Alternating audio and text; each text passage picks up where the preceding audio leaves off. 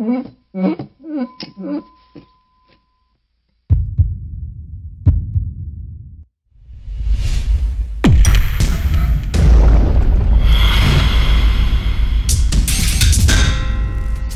show about two lives captivated by elite gymnastics and their search for perfect harmony between dreams achieved and life lived to the full.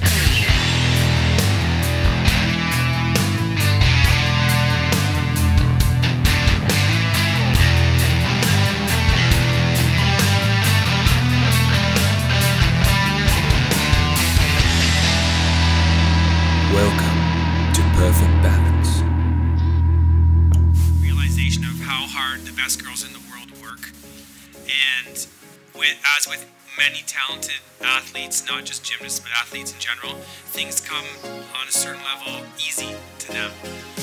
And I told her many times that in the end, when you're trying to go for those big teams at the end or make it to World Championships or Olympic Games, everybody is talented and everybody works hard and everybody wants it badly.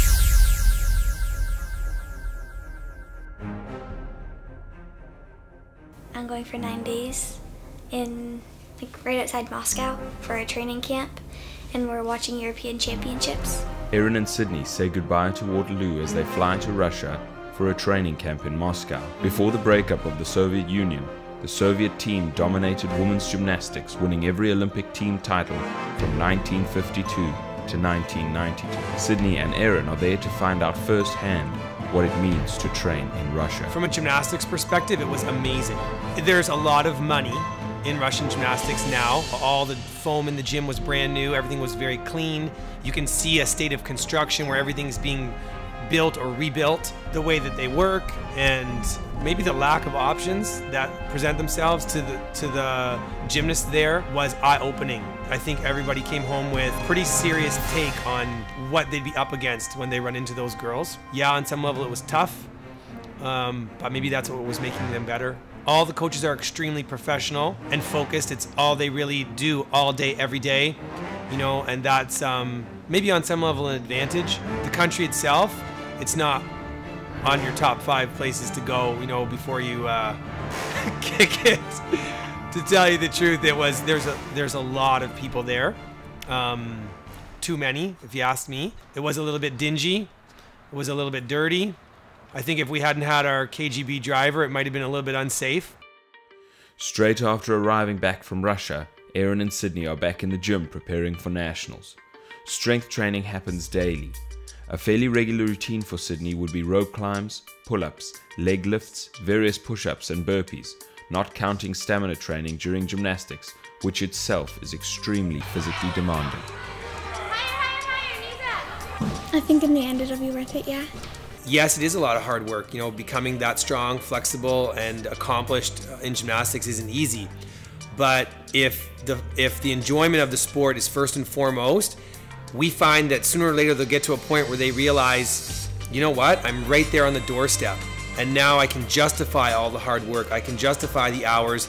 I welcome it because I want to be as good as I possibly can be. And at that time, it's not about keeping them in it. It's just about helping facilitate their journey. I want to win really badly, but there's a lot of good gymnasts there too, so.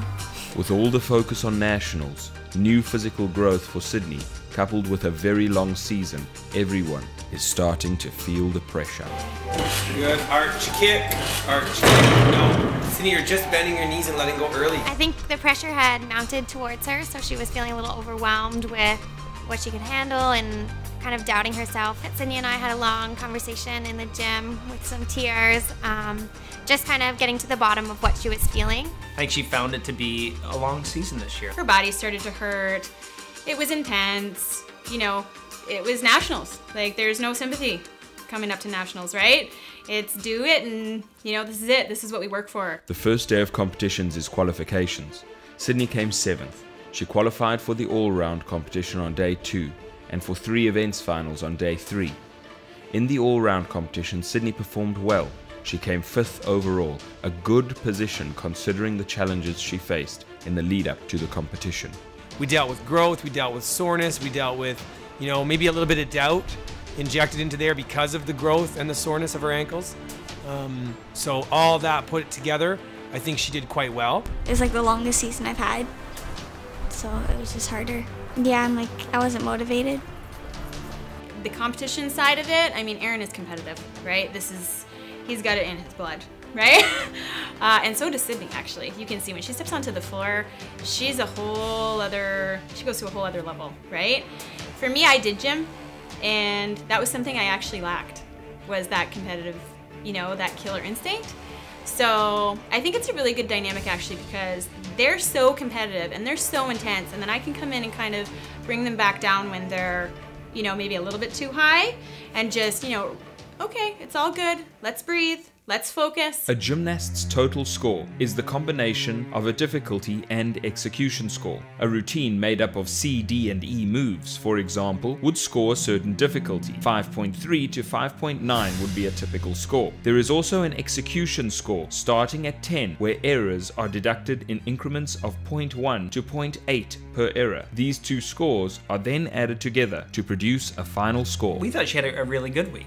I think from Sydney's perspective, that I think she was a little disappointed in that she always sets really high expectations for herself, and then when she doesn't, I mean, she finished well up in terms of the overall. 5th overall is a great result for first year junior. We were quite happy.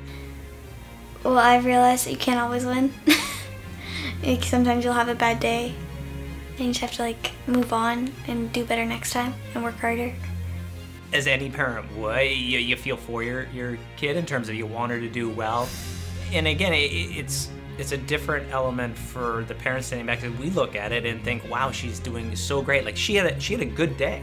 I thought Nationals was really successful. It being her first year, she ended up 5th all round, which in this strong field of gymnasts was really, really something. So she went and she did her best, and it wasn't quite as good as she wanted it to be, and that's it. What can you say about that? We have to leave it in the past, and hopefully she'll embrace what it takes to be that good, and we'll see what happens.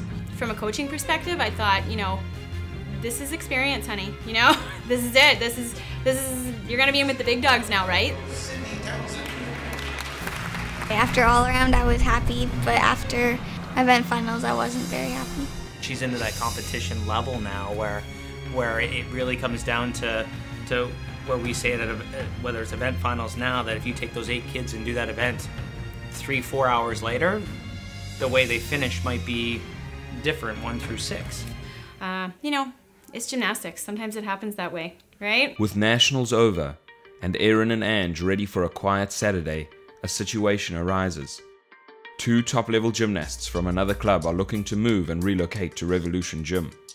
The reason this is complicated is because the current coach of these 2 transfers is Aaron's best friend. My best friend in coaching, and he's a very, very good friend in life. His name's Lawson Hamer. Him and his coaching partner Lisa moved gyms from Mississauga to basically East York, the beach area.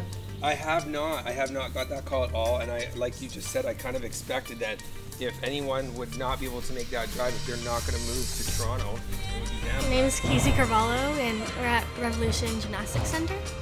Kirsten Peterman. The move was about 45 minutes from their current location, east.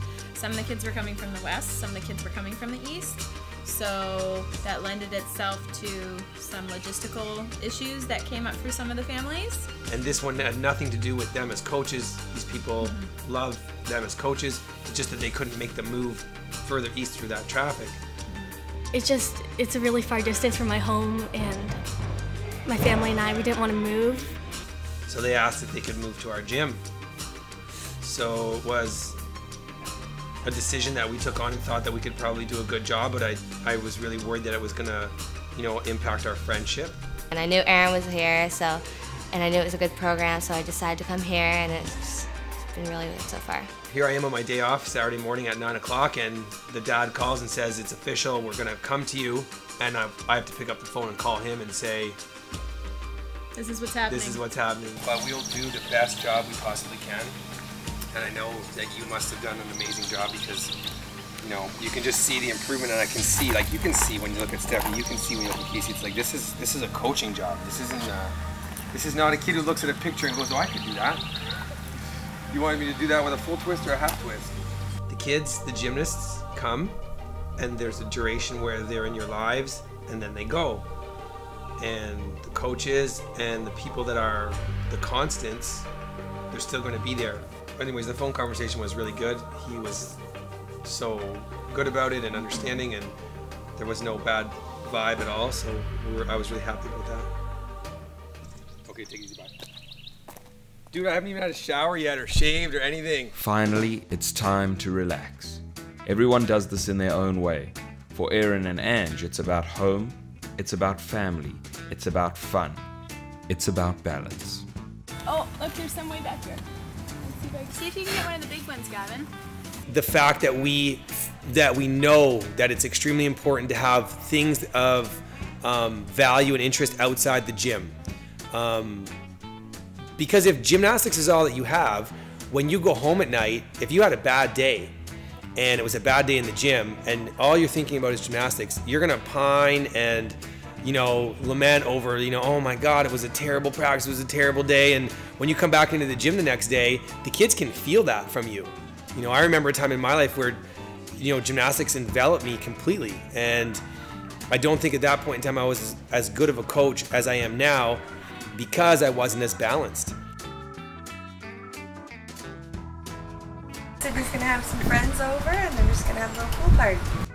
For Sydney, balance and life outside the gym culminates in a pool party. She's like goes all over to like train and do all these competitions. I've seen her do multiple things and I know she's very good. My free time is whenever I'm not at the gym, Saturdays and every other Sunday. She's not really scared of anything else either, so she's wild. Either like watch TV, I'll do homework, or I'll hang out with friends. I'll go over to their houses and yeah. I like life here.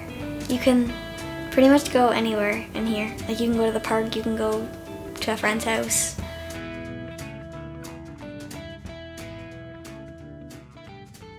It can consume you in all areas of your life if you let it. And I think that was, you know, part of what has been one of our strengths in keeping things together, keeping our sanity on some level, is keeping that balance. There's things that we hold up as important that keep that balance. One thing is family travel or travel together. Yeah, and making sure that we spend time like with each other, you know, as separate outside of the gym, not in the gym, because, you know, if the kids are coming to the gym and I'm at the gym and Erin's at the gym, you know, that can easily be confused as, well, we spent the whole day together. But we didn't spend the whole day together, right? We were just at the gym together, but I was working and he was working and they were off doing their thing. So that's not family time, right? So we have to really make that division of what did we do together outside that space to, you know, make sure that we're developing that relationship. Try to create this whole thing here at home it's a different world, you know, and keep it separate from that world. When you shut that car off, when you get home and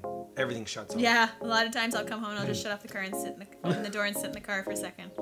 You know, before I come in, it's just like, oh. It's like, The Brokenshires enjoy their country life, mowing grass, feeding chickens, working in the garden, and doing what they can to be away from the gym.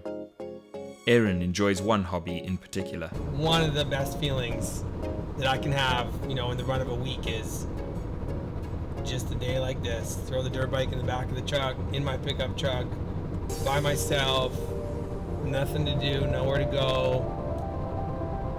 Everything's right. You strap that helmet on and you don't think about anything except for what's 10 feet in front of you for an hour.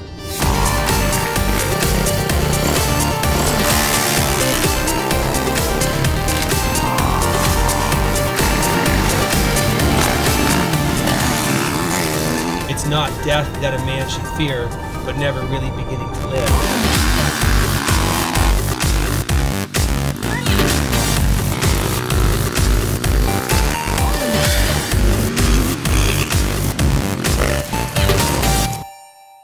She's doing things just like we encourage the same things out of Tyler, that pick the things that you want to do and then go try to be the best at it.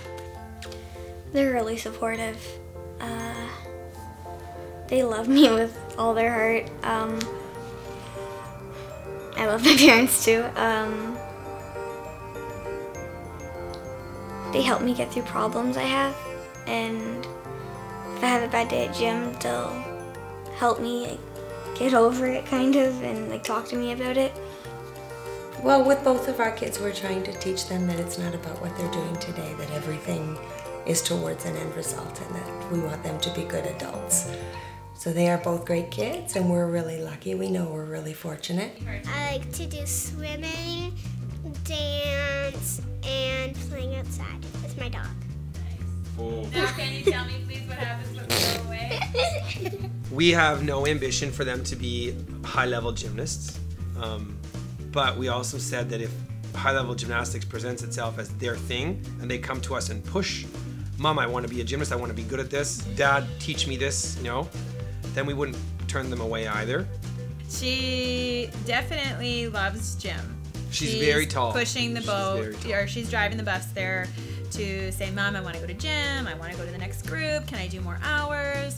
So that was definitely her choice. I think right now it's kind of more just trying to find what they love, right? Like Gavin is just starting to get involved in organized sports, so he hasn't really shown a desire for anything in particular. He's kind of good at everything. So he's just that natural athletic type. And Ava, she definitely has shown, you know, that she likes gym, she loves dance, she really likes to swim.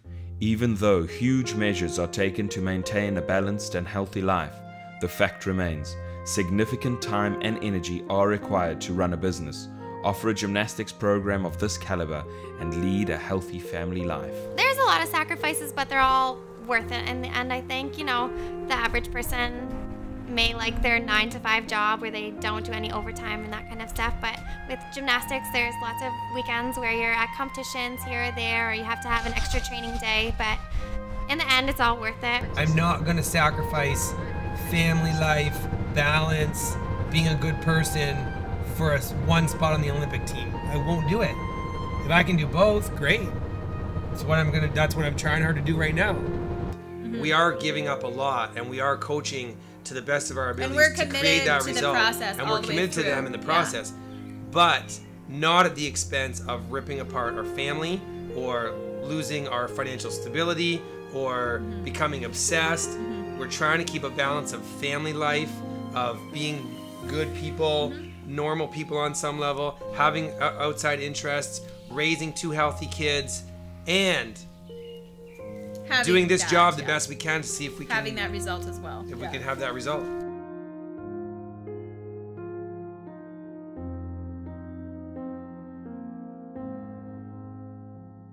Don't listen to Ange. And I'd say, don't listen to Erin, right? She doesn't know what she's talking about. Yeah, I get that a lot. I don't know what I'm talking about. I was like, yeah, I just did it, but I don't know what I'm talking about, right? Oh, God.